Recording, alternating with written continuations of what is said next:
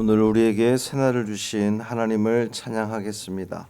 찬송가 370장 찬양합니다.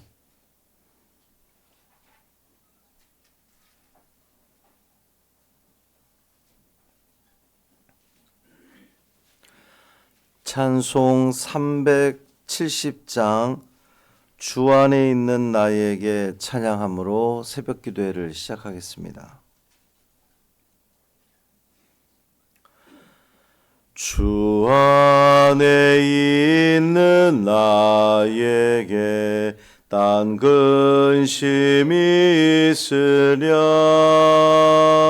십자가 밑에 나가 내 짐을 풀었네. 주님을 찬송하면서 할렐루야 할렐루야 내 앞길 멀고 험해도 나 주님만 따라가리. 그 두려움이 변하여 내 기도 되었고 전날의 한숨 변하여 내 노래 되었네. 주님을 찬송하면서 할렐루야 할렐루야 내 앞길 멀고 험해도 나 주님만 따라가리. 내 주는 자비하셔서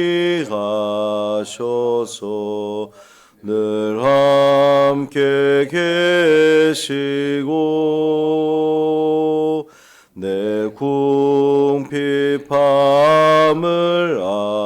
아시고 늘 채워주시네.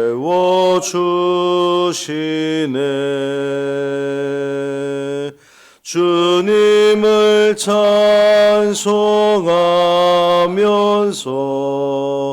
할렐루야 할렐루야 내 앞길 멀고 험해도 나 주님만 따라가리. 내 주와 맺은 언약은 영불변하시니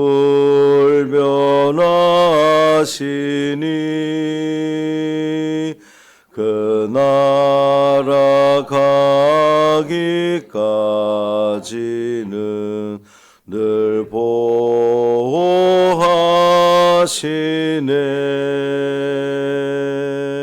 주님을 찬송하면서 할렐루야 할렐루야 내 앞길 멀고 험해도 나 주님만 따라가리. 아멘. 사도신경으로 우리의 신앙을 고백하겠습니다. 전능하사 천지를 만드신 하나님 아버지를 내가 믿사오며 그 외아들 우리 주 예수 그리스도를 믿사오니 이는 성령으로 잉태하사 동정녀 마리아에게 나시고 본디오 빌라도에게 고난을 받으사 십자가에 못 박혀 죽으시고 장사한 지 사흘 만에 죽은 자 가운데서 다시 살아나시며 하늘에 오르사 전능하신 하나님 우편에 앉아 계시다가 저리로서 산자와 죽은 자를 심판하러 오시리라 믿사오며 거룩한 공회와 성도가 서로 교통하는 것과 죄를 사하여 주시는 것과 몸이 다시 사는 것과 영원히 사는 것을 믿사옵나이다. 아멘. 미가서 4장 1절부터 5절까지 말씀입니다.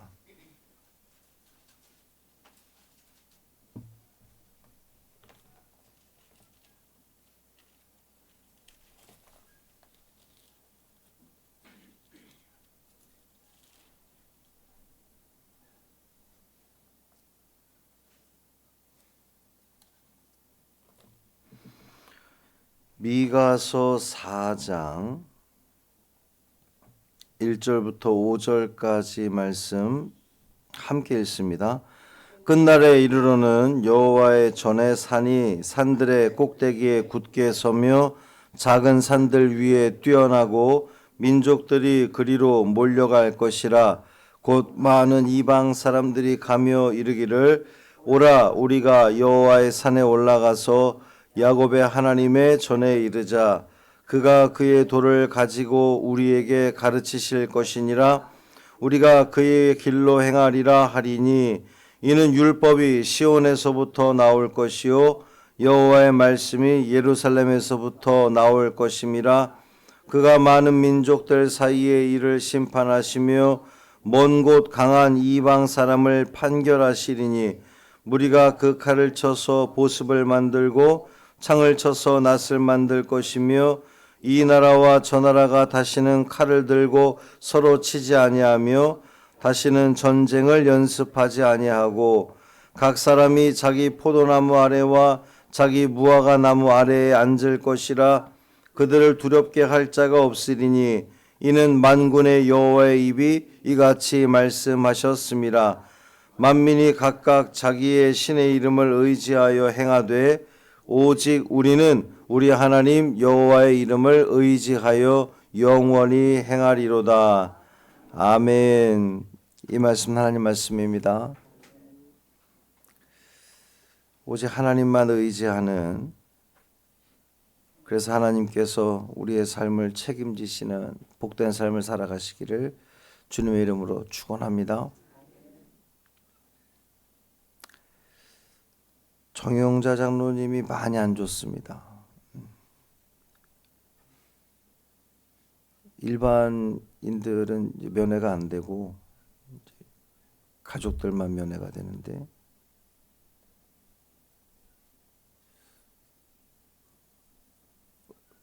어쨌든 어떻게 들어가서 좀 뵀는데 많이 안 좋습니다. 여러분이 아주 정말 믿음을 가지고 기도해 주셔야 됩니다. 우리 하나님의 능력을 믿습니다. 지금 우리에게 필요한 것은, 우리가 기대하는 것은 기적입니다. 하나님의 기적. 하나님께서 역사하시면 그 어떤 것도 가능하리라 믿기 때문에 우리가 다 믿음을 가지고 기도해 주시기를 바랍니다. 미가서 1장부터 3장까지의 내용들은 하나님의 심판이었잖아요. 이제 무너질 것이다. 그들의 죄로 인해서 그들의 탐욕이나 또 거짓 지도자, 부패한 그런 그 종교, 다 갈아엎어질 그 시온의 모습까지 우리가 봤는데 4장에 들어서면서 이 내용이 전혀 이제 다른 그 모습으로 전개가 되고 있습니다. 하나님께서는 그것을 다 무너뜨리신 다음에 어떻게 하실 것인지를 보여주는 건데, 하나님께서는 세워주시는 하나님인 것을 우리는 확인하게 됩니다. 1절 보면 끝날에 이르러는 여호와의 전에 산이 산들의 꼭대기에 굳게 서며 그랬습니다. 끝날, 세상의 종말을 의미한다기보다 하나님께서 정하신 그 때, 의미한다고 보면 되겠습니다. 하나님께서 결국은 회복시켜 주실 그날, 그 끝날, 그 끝날에 이르러는 여호와의 전에 산, 이게 시온 산이잖아요. 다 갈아엎어질 것이라고 말씀하셨던 그 산이 다시금 이제 굳게 서게 될 거라는 그런 말씀입니다. 사람의 죄악으로 인하여서 다 무너진 것을 우리 하나님은 하나님의 능력으로 다시금 세워주시는 거죠. 하나님이 세우시면 그 누구도 무너뜨릴 수 없다고 우리는 믿습니다. 자, 2절 말씀 보면 많은 이방 사람들이 가며 이르기를 오라 우리가 여호와의 산에 올라가서, 근데 이 말씀을 좀 많이 우리가 익숙한 말씀이잖아요. 여호와의 산에 올라 그의 도를 가지고 우리에게 가르치실 것이니까 우리가 그 길로 행하리라. 뭐 이제 그 찬양도 있는데, 사실은 이 말씀이 이사야 2장에 있는 말씀 제가 읽어볼게요. 이사야 2장 3절 우리가 여호와의 산에 오르며 야곱의 하나님의 전에 이르자 그가 그의 길을 우리에게 가르치실 것이라 우리가 그 길로 행하리라 하리니 이는 율법이 시온에서부터 나올 것이요 여호와의 말씀이 예루살렘부터 나올 것임이니라. 그가 열방 사이에 판단하시며 많은 백성을 판결하시리니 무리가 그들의 칼을 쳐서 보습을 만들고 그들의 창을 쳐서 낫을 만들 것이며 이 나라와 저 나라가 다시는 칼을 들고 서로 치지 아니하며 다시는 전쟁을 연습하지 아니하리라. 똑같죠. 토시 하나 안 틀리고 지금 똑같습니다. 마치 그 요즘 이제 그런 복붙이라는 표현을 쓰잖아요. 복사해서 갖다 붙여놓는다는 걸 줄여서 이렇게 표현하는데 마치 그 복사해서 붙여놓은 것처럼 똑같아요. 그래서 이게 이사야 말씀과 미가 선지자가 분명히 다른데 어떻게 이렇게 똑같은 표현을 쓸까? 일단은 두 선지자가 동시대의 인물입니다. 이사야와 미가가, 이사야가 조금 앞서긴 하지만 어쨌든 동시대의 인물이어서 이것이 어떤 그 당시 이사야 미가 시대에 당시 많은 사람들에게 알려져 있는 그러한 그 시, 기도문 이렇게 볼 수가 있어요. 그러니까 뭐 누가 누구의 말씀을 갖다 베꼈냐 뭐 이렇게 이해하기보다는 그렇게 우리가 이해하면 좋겠습니다. 많은 이방 사람들이 가며 이방 사람들이요, 주의 백성들이 아닌 이방 사람들이 오라 우리가 여호와의 산에 올라가자 그의 도를 가지고 우리에게 가르치실 것이니 우리가 그 길로 행하리라 그랬어요. 하나님 말씀이 그들을 하나님의 성산으로 인도하실 것, 이끄실 것이다는 그러한 말씀이고요. 그 칼을 쳐서 보습을 만들고 창을 쳐서 낫을 만들 것이며 그랬습니다. 언제 그렇다는 거죠? 그날에, 끝날에 하나님의 때에 칼을 쳐서 보습을 만들고, 이 칼이나 창은 전쟁 도구잖아요. 그 전쟁 도구를 바꿔는 농기구로, 보습으로, 낫으로 바꾸어 버리겠다는 겁니다. 이것은 단순히 뭐 전쟁이 없는 그러한 없어질 거라는 그런 표현이라기보다 삶의 목적 자체가 바뀐다는 거예요. 지금까지 사람들의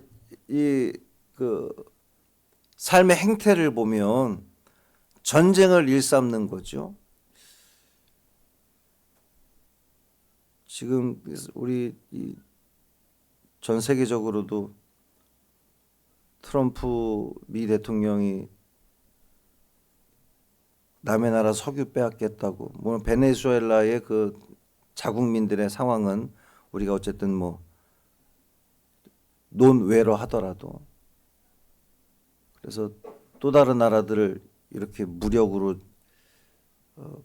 빼앗는 것에 대해서 21세기에 이게 가능한가 지금 싶은 생각이 들기도 하는데, 목적 자체가 내가 전쟁 도구를 가지고 남을 해하고 남의 것을 취하려고 하는 그러한 그 생각들이 가득한 시대에 하나님 말씀하시는 것은, 하나님의 질서는 그 힘을 누군가를 해하기 위함이 아니라 살리는데 하나님 나라는 그런 나라라고 지금 말씀하시는 겁니다. 각 사람이 자기 포도나무 아래와 자기 무화과나무 아래에 앉을 것이다. 포도나무와 무화과나무 아래에 앉아있는 그 풍경이 어때요? 느낌이 평화롭습니다. 이제 전쟁이 아니라 하나님이 주시는 그 평안함이 있을 거라는 거죠. 빼앗기지 않아도 되고 쫓겨나지 않아도 되고 두려움 없이 앉아 있을 수 있는 그러한 평안한 삶, 그것이 어디에서부터 나오느냐? 하나님의 입이 이와 같이 말씀하셨느니라. 하나님 말씀이 그 평안의 근거라는 거예요. 만민이 각각 자기의 신의 이름을 의지하여 행하지만 오직 우리는 우리 하나님 여호와의 이름을 의지하여 영원히 행하리로다. 세상은 자기 힘을 의지합니다. 지금 미국도 더욱 놀라운 것은 트럼프가 독실한 기독교인이라고 말하고 다닌다는 것, 그리고 그 나라 국민의 40%가 그러한 일들을 지지한다는 내용인데, 과연 우리가 기독교인들이, 신앙인들이 자기가 가지고 있는 힘을 가지고 남의 것을 취하고 빼앗는 것이 과연 옳은가? 하나님의 백성들은 그래서는 안 된다는 말씀을 오늘 우리에게 주는 겁니다. 오직 여호와의 이름을 의지하리로다. 자기의 힘, 자기의 지혜, 부유함 이런 거 의지하는 것이 아니라 오직 하나님의 이름만 의지하는 삶, 그 삶을 살아가라는 말씀입니다. 오늘 이 말씀을 통해서 우리는 어떠한 삶을 추구하며 살아가야 되겠습니까? 세상의 방식이 아니라 하나님의 방식으로 세상을 바라보며 살아가야 되지 않겠습니까? 내게 있는 어떤 힘이 아니라 하나님 말씀을 의지하여서 하나님이 기뻐하시는 이 시대의 문제가 뭐예요?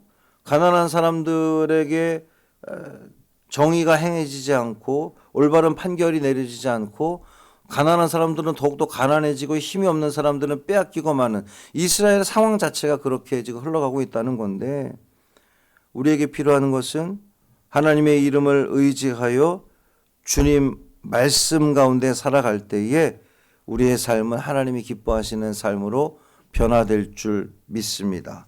그 믿음으로 오늘을 살아가시기를 바라고, 그 믿음으로, 그 시선으로 우리의 이웃들을 바라보시기를 바랍니다. 뭔가 빼앗고 해치고 압박하고 억압하는 칼과 창을 든 그 모습이 아니라 그런 거 다 내려놓고 보습과 낯을 만들므로 말미암아 우리가 함께 공생할 수 있는 그러한 삶을 추구하는, 살아내는 우리 믿음의 성도들의 삶 되시기를 주님의 이름으로 축복합니다. 살아계신 아버지 하나님 감사합니다. 정의로움이 무엇인지를 우리는 다시 한번 생각하게 되는 이 시대를 살아가고 있습니다.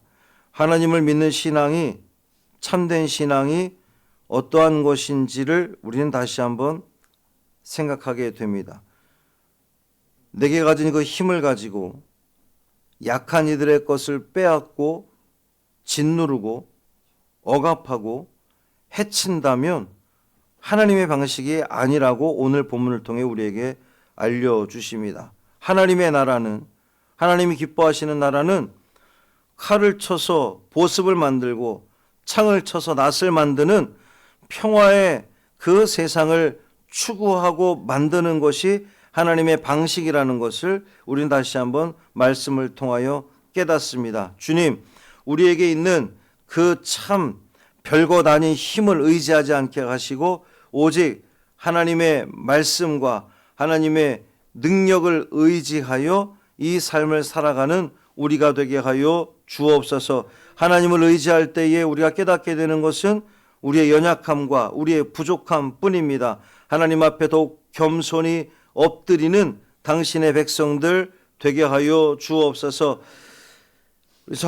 사랑하는 정영자 장로님 주님 붙들어 주옵시고, 사람의 방법으로는 할 수가 없습니다.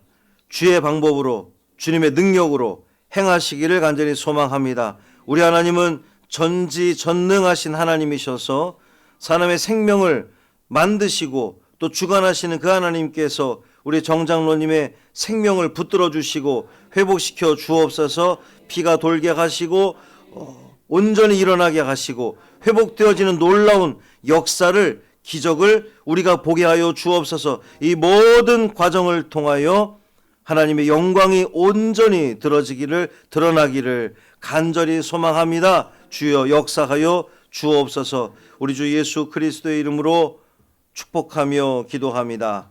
아멘. 하늘에 계신 우리 아버지여, 이름이 거룩히 여김을 받으시오며 나라가 임하시오며 뜻이 하늘에서 이루어진 것 같이 땅에서도 이루어지이다.